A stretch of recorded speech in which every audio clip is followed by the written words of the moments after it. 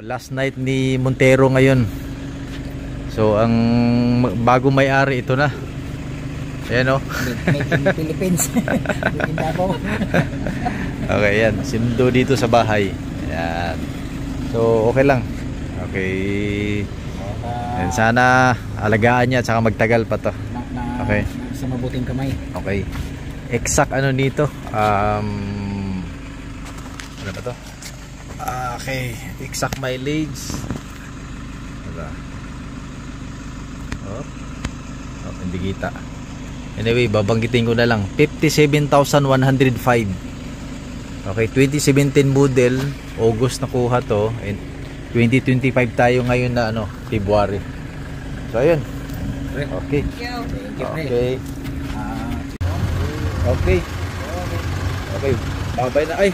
Sige. Pre, ano pala? Tika lang. Yung adjusted pala sa mirror nandito ha. Ay, okay. Nakita mo yan dito, yung kwadrado. Sabihin. Tika lang. Yan. Ayan o. Kung gusto mo sa right ang anuhin mo, ito yung adjust mo. Kung dito left, i-ano mo sa left.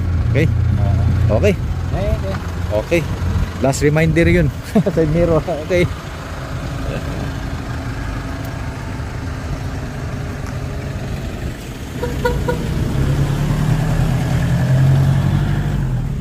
Okay.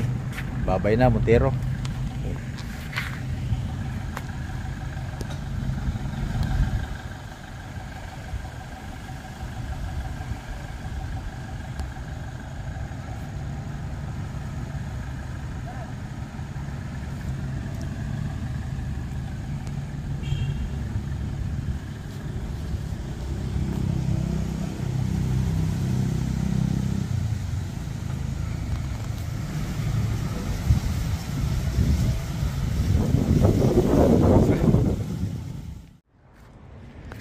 And okay, wala na si Montero.